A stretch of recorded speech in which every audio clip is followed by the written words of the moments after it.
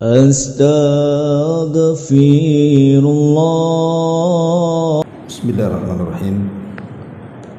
Assalamualaikum warahmatullahi wabarakatuh.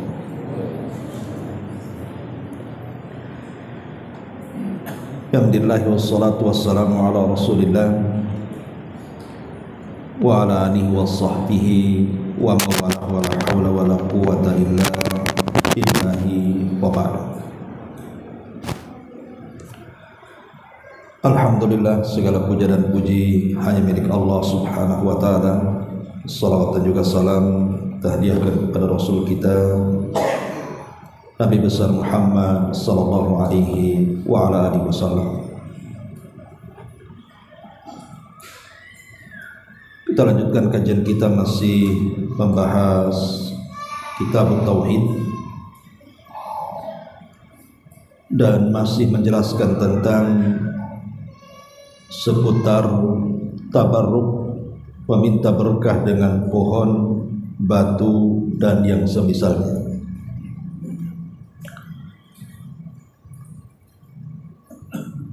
Kemarin kita sudah membahas surah An-Najm ayat 19 dan juga 20 tentang kisah-kisah berhala di zaman dahulu sampai kepada di zaman jahiliyah, di mana mu'allif rahimahullahu ta'ala mencantumkan tentang kisah-kisah berhala ini, Lata, Uzza dan Manat,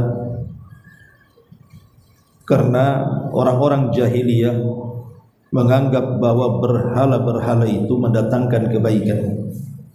Makanya mereka menjadikan berhala itu sebagai tabarruk, meminta berkah. Dan tentu ini sebuah kesyirikan. Nanti akan dijelaskan pada hadis yang kita akan baca di malam ini. An Abi Waqid Al-Laythi radhiyallahu anhu qala, kharajna ma'a Rasulillah sallallahu alaihi wasallam ila Hunain wa nahnu hudatsa'u ahdin bi kufrin. Dari Abi Waqid Al-Laythi, dia berkata, satu hari kami keluar bersama Nabi sallallahu alaihi wasallam menuju perang Hunain. Dan ketika itu kami masih saja dekat dengan kekufuran, maknanya baru masuk Islam. Walil musyrikina sidratun yaqufuna indaha wa yanutuna biha aslihatahum. Dan orang-orang musyrik itu memiliki satu pohon besar dari pohon-pohon bidara yang mereka selalu singgah dan iktikaf di situ, dan juga menggantungkan senjata-senjata mereka sebelum perang. Yuqalu laha Dzatu Anwat, di mana pohon bidara itu diberi nama Dzatu Anwat. Famarorna bi sidratin, satu hari kami lewat dengan pohon tersebut. Fakulna, maka kami katakan, ya Rasulullah, ij'al lana dzata anwatin kama lahum dzatu anwat. Rasul, buatkan jugalah untuk kami dzatu anwat itu. Maksudnya semacam pohon yang diambil berkah, sebagaimana mereka orang-orang musyrik itu memiliki dzatu anwat. Faqala lahum Rasulullah sallallahu alaihi wasallam, maka Nabi sallallahu alaihi wasallam bersabda, Allahu akbar, innaha sunan. Qultum walladhi nafsi biyadi, kama qalat banu Israil li Musa, ij'al lana ilahan kama lahum aliha. In qala innakum qaumun tajhalun. Maka Nabi SAW murka dan mengatakan, Allahu Akbar, ini tata cara yang menyesatkan. Apa yang kalian katakan, demi zat yang jiwaku berada di tangannya, persis seperti Bani Israel mengatakan kepada nabinya Musa, jadikan untuk kami Tuhan sebagaimana mereka memiliki banyak Tuhan. Maka Musa mengatakan, kalian kaum yang jahil. La tarkabunna sanana atau sunana man kana qablakum. Sungguh kalian akan mengikuti tata cara orang sebelum kalian. Rawahu Tirmidzi wa sahhaha. Riwayat ini dikeluarkan Imam Tirmidzi dan beliau sahihkan riwayatnya. Tapi kita sedikit jelaskan tentang sejarah hadis ini. Jadi kita tahu bahwa setelah Nabi SAW membuka Mekah atau dengan istilah Fathu Mekah, ketika itu Nabi SAW mendengar ada beberapa kabilah, di antaranya Hawazin yang ada di sekitar Taif itu, di mana kabilah-kabilah ini ada isu setelah Nabi SAW berhasil mengepung Mekah dan membebaskan Mekah, mereka akan menyerang dengan pasukan besar. Maka Nabi SAW yang tadinya hendak umrah, Rasul batalkan karena mendengar isu bahwa kabilah-kabilah di luar seperti Hawazin dan yang lainnya akan menyerbu dia dan juga para sahabat. Maka Nabi SAW pun kemudian menyiapkan pasukan setelah Fathu Mekah, kemudian menuju ke Hunain, di mana Hunain ini dekat dengan Dhi Majaz atau dekat dengan Taif, ya. Antara jarak dia dengan Taif atau jarak Mekah dengan Taif ya kurang lebih sekitar 10 mil ke Hunain itu. Lah kemudian Nabi SAW berangkatlah menuju arah Arafah. Kemudian akhirnya pasukan Nabi SAW berjumpa dengan pasukan kabilah-kabilah yang katanya mau menentangnya dan menyerangnya. Kemudian terjadi pertempuran di Hunain, dan Allah Subhanahu wa ta'ala takdirkan Rasul menang dalam perang Hunain. Dan Allah Subhanahu wa ta'ala anugerahkan ghanimah yang paling banyak seumur hidup Rasul melakukan peperangan. Ghanimah inilah kemudian dibagi-bagikan Nabi SAW kepada penduduk Mekah yang baru masuk Islam. Karena ketika terjadi Fathu Mekah, itu kan banyak sahabat-sahabat yang baru masuk Islam, baru-baru setelah Mekah dikuasai. Kemudian banyak kabilah-kabilah masuk Islam. Lah dalam tempo sesingkat-singkatnya mereka bergabung dalam perang Hunain, sehingga kedekatan mereka dengan kekufuran masih dekat. Artinya hati mereka itu belum betul-betul bulat mentauhidkan Allah. Ya masih belajar, namanya baru masuk Islam. Lain dengan as-sabiqun al-awwalun dari kalangan muhajirin dan juga ansar.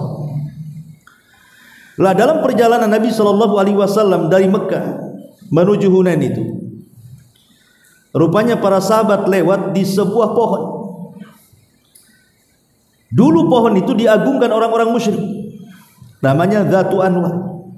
Jadi orang-orang musyrik itu sangat mengagungkan pohon itu karena diyakini memiliki berkah.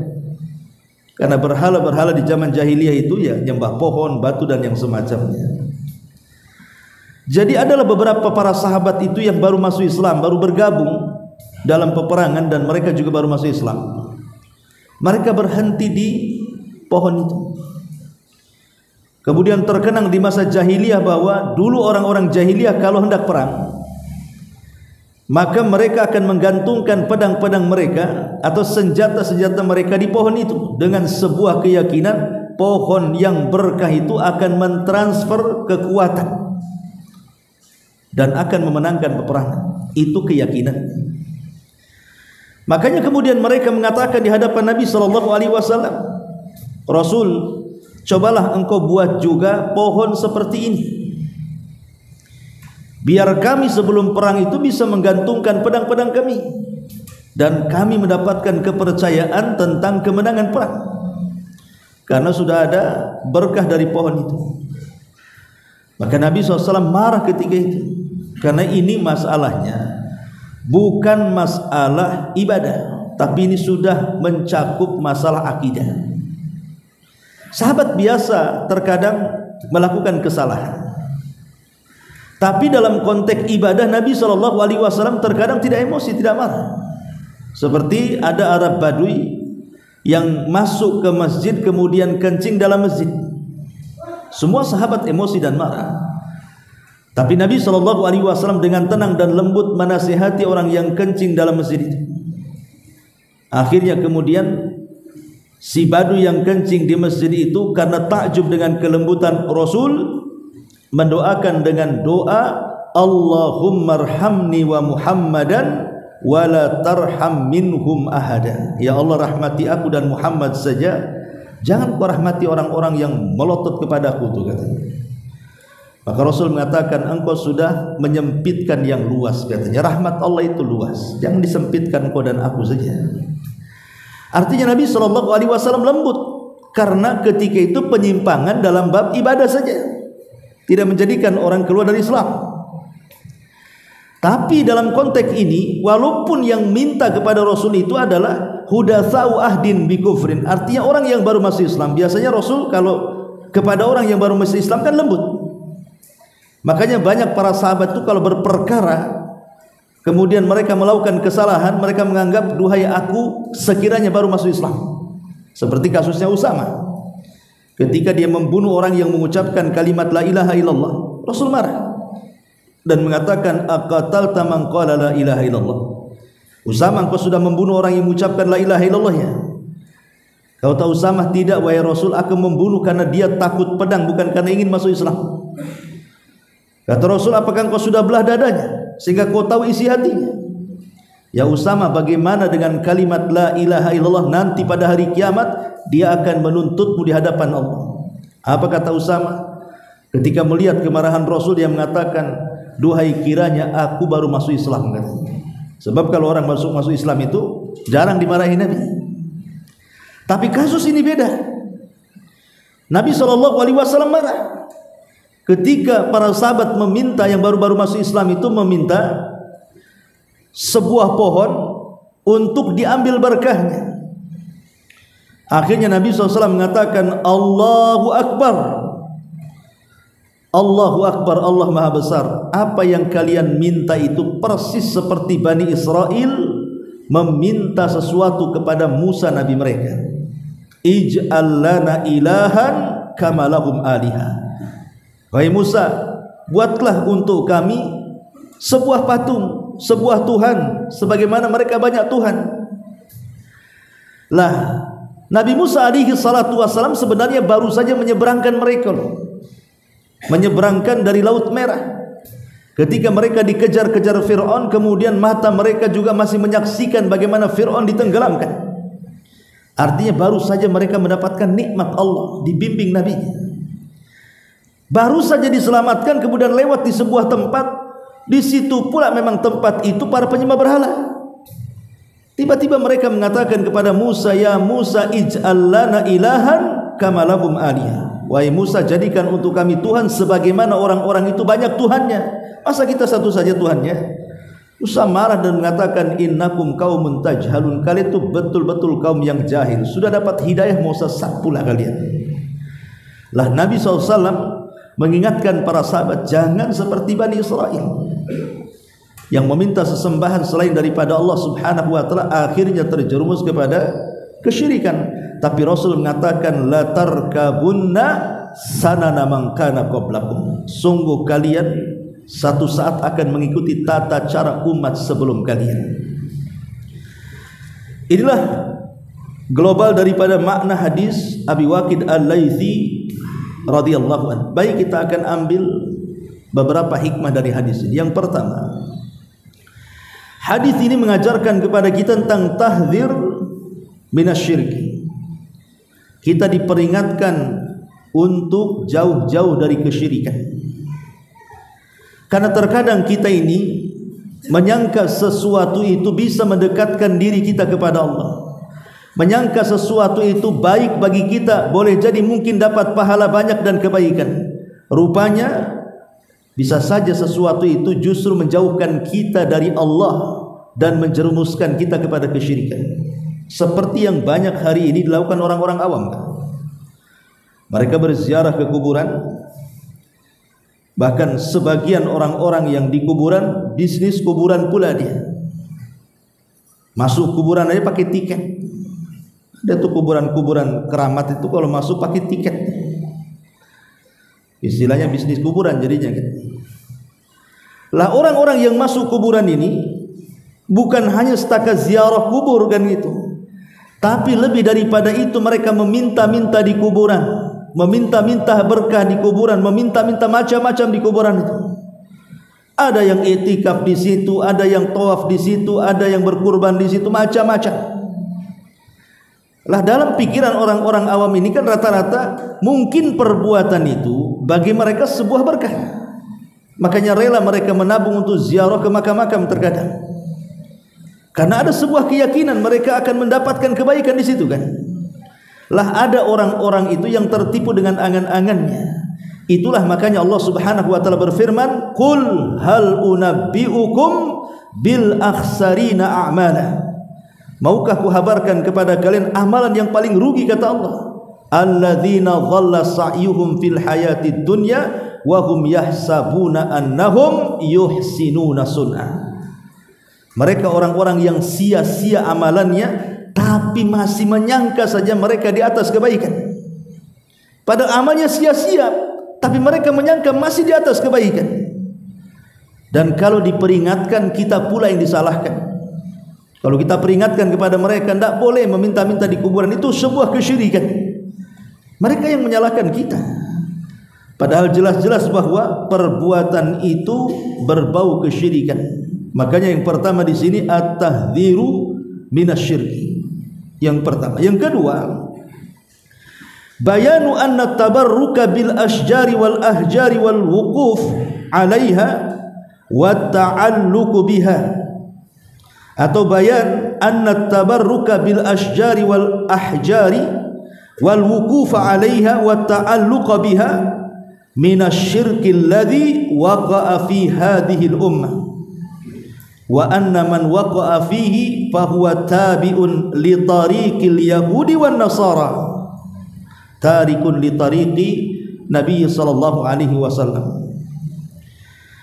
Di sini juga dalam hadis ini kita bisa petik faedah bahwa at-tabarruk mencari berkah, baik kepada pohon, baik kepada batu-batuan, kemudian i'tikaf di situ, menggantungkan hati di situ. Inilah kesyirikan yang banyak merebak di antara umat ini. Maka barang siapa yang terjerumus kepada perbuatan ini, maka sama dia mengikuti jalan-jalan Yahudi dan Nasrani dan meninggalkan jalan Nabi sallallahu alaihi wasallam. Karena bagaimanapun kalau kita meyakini bahwa pohon itu yang mendatangkan manfaat dan madarat, mencegah madarat, ini bukan syirik kecil lagi. Ini jadi syirik besar. Kalau sampai meyakini bahwa pohon, batu dan yang semacamnya itu yang memenuhi hajatnya, mendatangkan kebaikan dan mampu menolak keburukan, ini syirik besar. Tapi kalau hanya dijadikan sebab saja, saya yakin Allah yang memberikan jodoh kepada saya, Allah yang melariskan dagangan saya, Allah yang menjadikan saya ini memiliki pangkat jabatan dan begitu seterusnya. Cuman wasilah pohon-pohon ini dan batu-batu inilah kebaikan-kebaikan Allah itu akan turun, maka ini tidak sampai syirik besar. Ini syirik kecil saja. Kenapa? Karena dia tidak meyakini pohon itu yang mendatangkan manfaat dan madarat, hanya menjadikan sebab.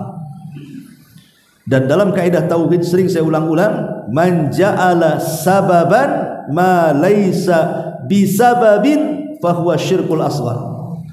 Siapa yang menjadikan sebab padahal itu bukan sebab, maka dia terjerumus kepada syirkul asghar, syirik kecil.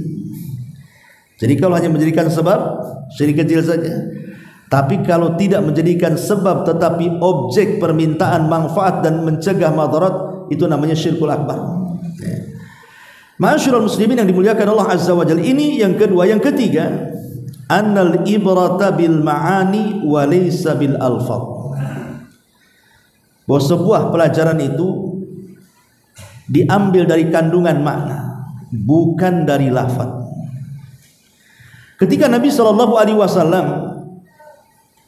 menyamakan perbuatan sahabat yang minta dibuatkan semacam pohon bidara untuk gantungan pedang dengan Bani Israel yang meminta kepada Musa untuk dibuatkan patung-patung anak sapi sebagai sesembahan. Itu kan secara lafaz beda, yang satu pohon, yang satu patung anak sapi. Tapi bukan ini masalahnya. Masalahnya adalah pelajaran itu diambil dari makna. Ada kesamaan dari permintaan para sahabat dengan permintaan Bani Israel.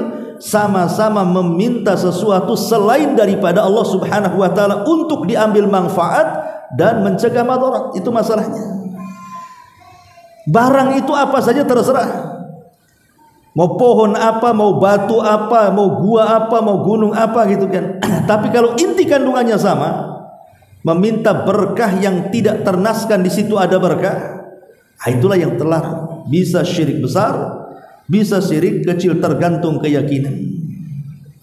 Ini yang ketiga. Yang keempat, an-nahyu anit tashabbuh bi ahlil jahiliyati wal kitabi fima huwa min khasaisihim wa ibadatihim.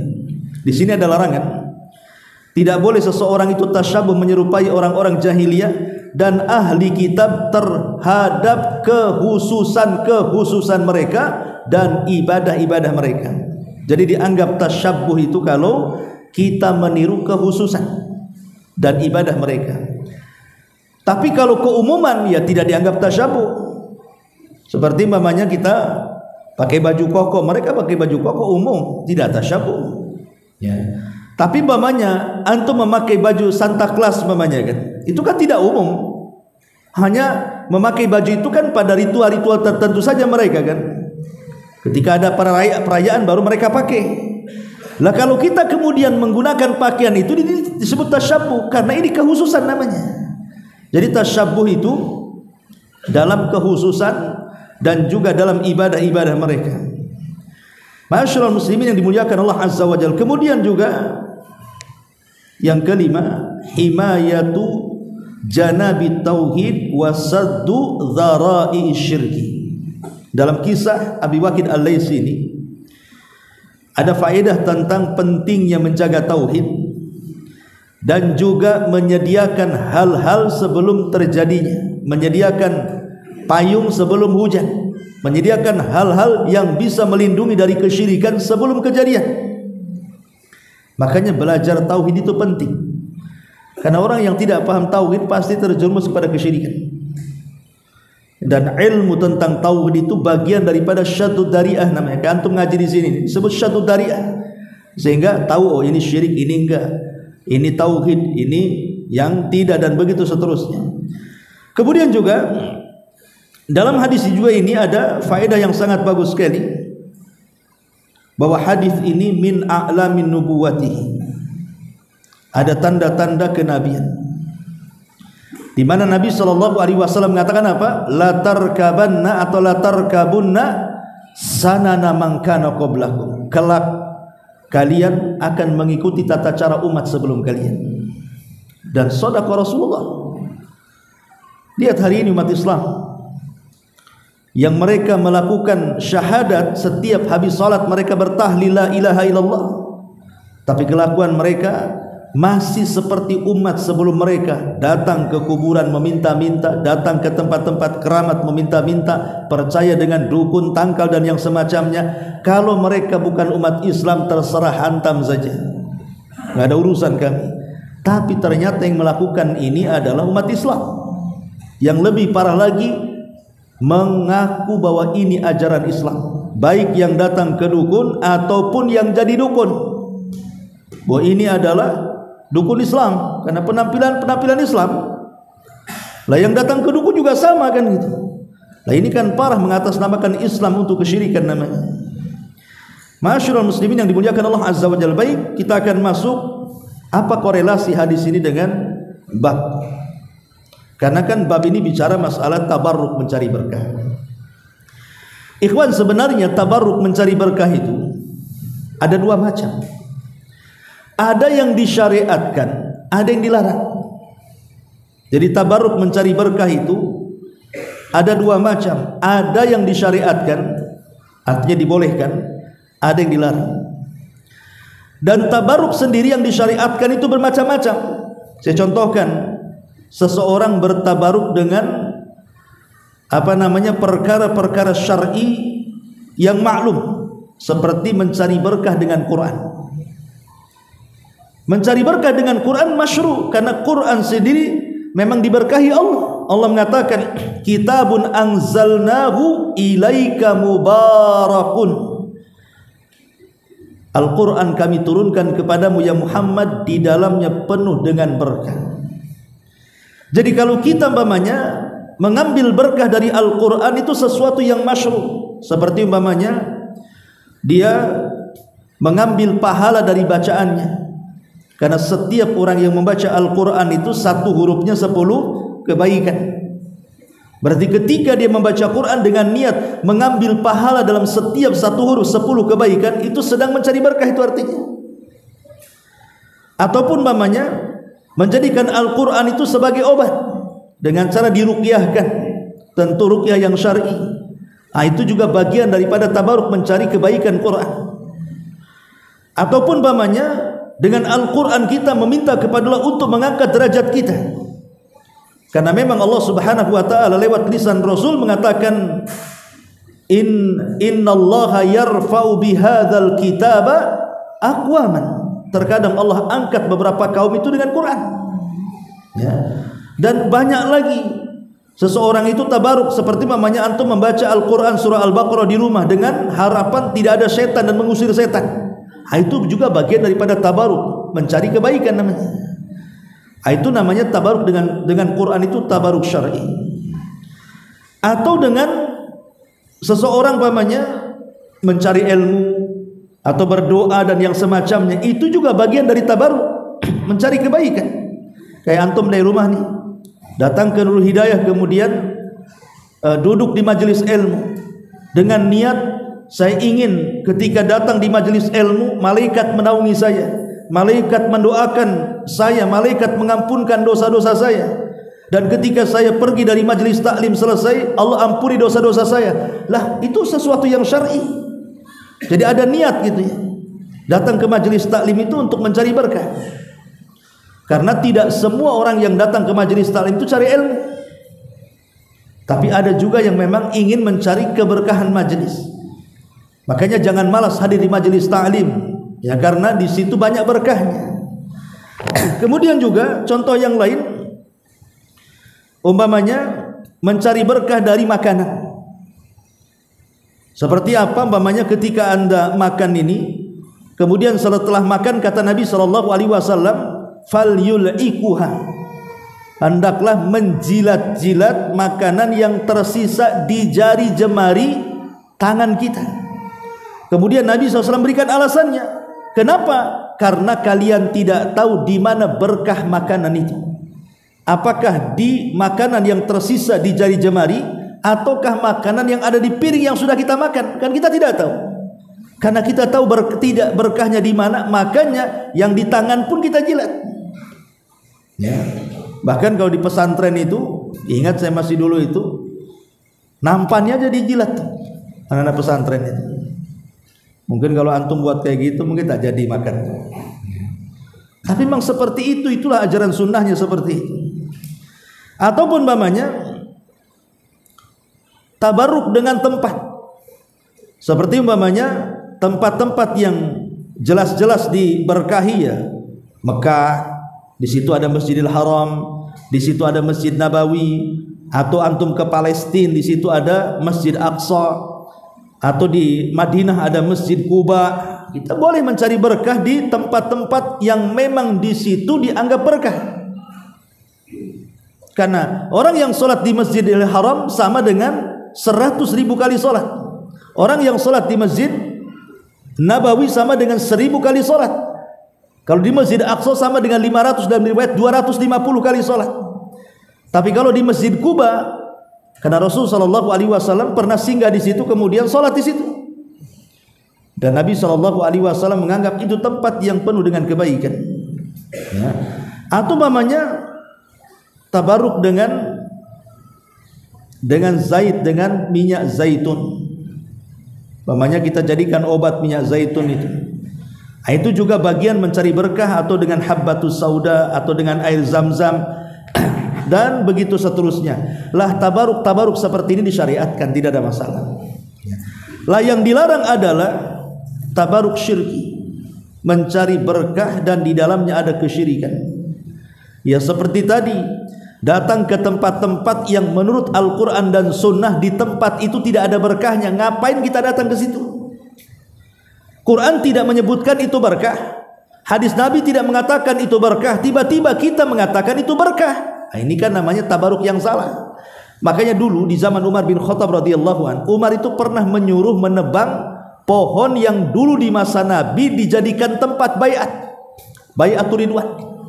Ketika ada sebagian orang di zamannya mulai mengagungkan pohon itu dan sholat di situ, sementara Nabi SAW tidak pernah sholat di situ.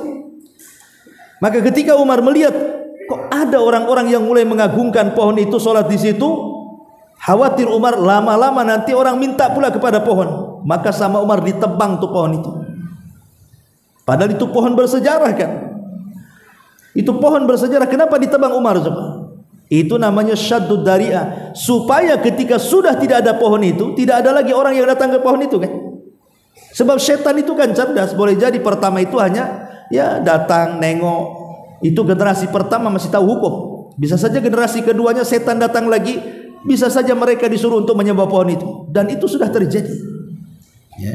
Ma'asyiral muslimin yang dimuliakan Allah Subhanahu wa taala, maka tempat-tempat, cara-cara ya ataupun waktu-waktu yang tidak ada nasnya dari Quran dan Sunnah itu sebuah keberkahan, maka kita tidak boleh tabaruk di situ. Taib. Ma'asyiral muslimin yang dimuliakan Allah Subhanahu wa taala, adapun bicara soal berkah. Berkah ini sendiri definisinya adalah dia adalah luzumul khairi wastiqraruhu qalla au kasur. Jadi berkah itu artinya kebaikan yang menetap dan tidak akan hilang, baik sedikit ataupun banyak. Itulah makna daripada berkah. Saya ulangi bahwa berkah itu luzumul khairi wastiqraruhu qalla au kasur. Jadi berkah adalah kebaikan yang menetap dan tidak akan kebaikan yang menetap dan tidak akan pernah hilang, baik kebaikan itu banyak ataupun kebaikan itu sedikit, maka tetap akan membawa kebaikan. Seperti ada istilah di masyarakat kan begitu kan, nggak apa-apa gaji kecil tapi berkah daripada gaji besar tapi tak berkah. Ya ada benarnya juga ucapan kayak gini, karena yang dilihat itu bukan nominalnya, tapi dilihat itu berkah atau tidaknya. Sebab kalau seandainya banyak harta tidak berkah pun dia tidak akan merasa cukup. Makanya lihat orang-orang yang sudah kaya raya itu, mereka masih disiksa dengan kekayaannya karena mereka tidak mendapatkan kekayaan dengan cara berkah. Ada orang-orang kaya itu disiksa dengan kekayaannya. Seperti apa? Ya tidak ada waktu kecuali dia harus memperhatikan dan menjaga kekayaannya, seolah tidak pernah rehat hidupnya, tidak pernah tenang hidupnya, sibuk dengan kekayaannya. Orang ini sedang disiksa dengan kekayaannya. Makanya ikhwatu fillah muliakan Allah Azza wa Jalla, mencari berkah dalam hidup itu penting. Bagaimana caranya? Ma'asyiral muslimin yang dimuliakan Allah Subhanahu wa taala, cara mencari berkah disebutkan oleh para ulama tentang sebab-sebab seseorang itu mendapatkan berkah. Yang pertama adalah berusaha untuk zuhud dan qanaah. Orang kalau zuhud itu, zuhud kan tidak mesti miskin ya. Zuhud itu orang kaya bisa zuhud. Seperti Nabi itu zuhud. Tidak mesti zuhud itu miskin. Orang kaya pun bisa zuhud. Karena arti zuhud itu maksudnya meletakkan dunia di tangan dan tidak sampai memasukkan ke hati. Sehingga kalau dunia itu hilang, tidak pengaruh kepada hati. Toh cuman hanya singgah di tangan, kemudian berpindah tangan, hati tidak akan terpengaruh. Itu makna zuhud. Dan itu kita bisa rasakan apakah kita orang zuhud atau tidak ketika dunia menghilang dari kita. Pamannya seseorang diuji, rumahnya kebakaran, berangkasnya dicuri orang, dompetnya hilang di jalan, atau apalah nama yang berkaitan dengan kekayaan. Ini kalau umpamanya hatinya terus terpikir dengan kekayaan, berarti belum zuhud dia. Kenapa? Karena masih memikirkan apa yang sudah diambil Allah Subhanahu wa ta'ala. Padahal terkadang apa yang kita anggap itu sebuah keburukan, rupanya di sisi Allah itu sebuah kebaikan. Boleh jadi itu sebuah ujian, kan begitu. Lah ketika orang itu penuh dengan zuhud plus dengan qanaah. Qanaah itu apa? Menerima dengan pemberian Allah Subhanahu wa ta'ala. Ini yang agak berat. Terkadang orang itu kan susah menerima pemberian Allah Subhanahu wa ta'ala. Kecil ataupun banyak tetap dia katakan alhamdulillah. Kalau banyak kita katakan alhamdulillah allati tatimmu shalihat. Tapi kalau kecil ya kita katakan alhamdulillah ala kulli hal. Ya. Tetap kita bersyukur. Lah ini juga salah satu sebab husulul barakati, kata ulama. Yang kedua juga al-mudawamatu ala dzikrillahi wa kasratid du'a. Senantiasa berzikir kepada Allah dan memperbanyak doa. Karena zikir dan doa itu senjata kita untuk meraih keberkahan. Kemudian juga secara singkat birrul walidain, berbuat baik kepada orang tua. Kemudian al-infaqu fi sabilillah, berinfak di jalan Allah. Kemudian ta'atun li awamirillahi subhanahu wa ta'ala, berusaha untuk melaksanakan semua perintah Allah dengan sebisa mungkin. Kemudian juga ridal khaliq anil makhluk wa mahabbatuhu lahu wa ikhtiyaruhu min nafsi duna su'alin. Ridha kepada sang khaliq, kepada sang pencipta, apapun yang diberikannya tetap kita rela, tetap kita cinta. Itulah yang disebut dengan qanaah tadi. Dan banyak lagi, ya. Taib, adapun hal-hal yang bisa menghalangi berkah. Apa saja hal-hal yang bisa menghalangi berkah? Yang pertama, al-ma'asi wadh-dhunub, maksiat dan dosa. Setiap maksiat dan dosa itu bisa menghalangi berkah. Kemudian yang kedua, al-halafu al-kadhib, suka bersumpah dengan sumpah palsu. Orang yang suka bersumpah dengan sumpah palsu atau kebanyakan sumpah untuk melariskan dagangannya, hakikatnya keuntungannya tidak berkah. Dia tidak bersumpah palsu, memang sumpahnya wallahi, tetapi wallahinya itu hanya untuk melariskan dagangan saja. Ini tidak akan berkah hasilnya. Kemudian juga di antara yang tidak berkah adalah man'uz zakat, orang yang melarang zakat. Karena zakat itu kan hakul mal, kalau tidak dikeluarkan tidak berkah harta kita. Kemudian juga tatfiful kaili wal mizan, orang yang suka mengurang-urang takaran, mengurang-urang timbangan, dan yang semacamnya itu pun tidak berkah, karena hakikatnya dia memakan harta orang lain dengan cara zalim.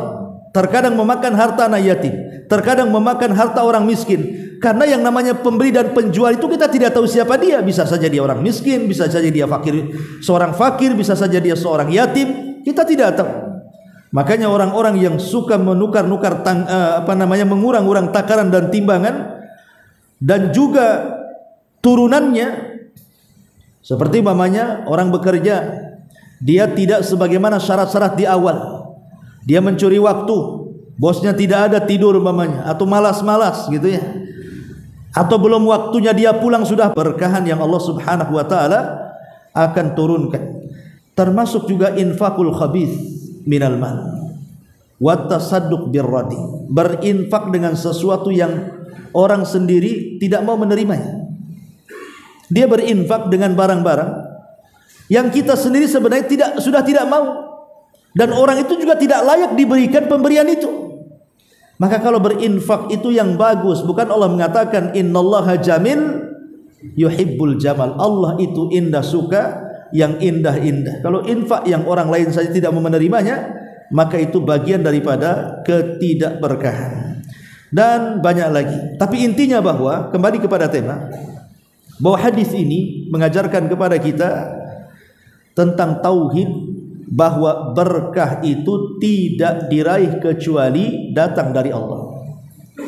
Sehingga sesuatu yang tidak Allah anggap berkah atau Rasulnya dianggap berkah, jangan mencari berkah di situ.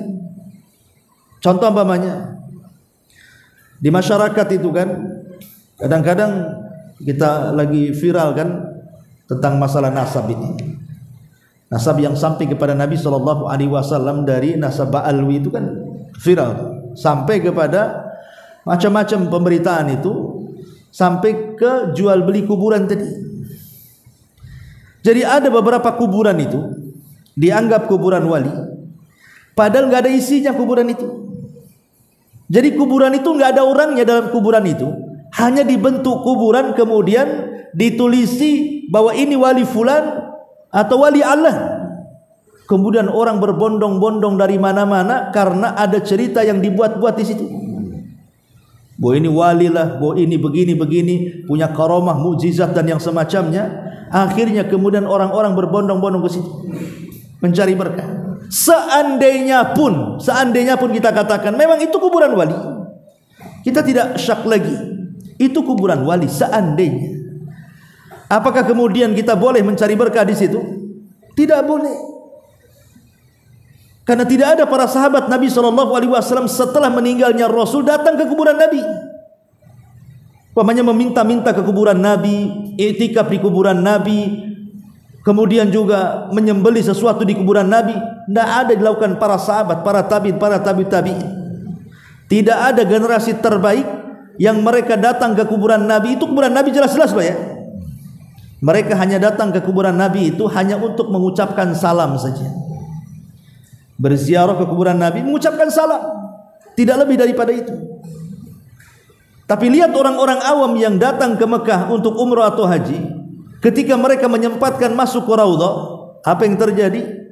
Terkadang mereka meminta sesuatu ke kuburan Nabi coba. Jadi dari hotel itu sudah ditulis itu permintaannya di dalam kertas, kemudian dilinting-linting, berusaha mendekati Raudhah, kemudian ke pintu kuburan Nabi dilempar di situ.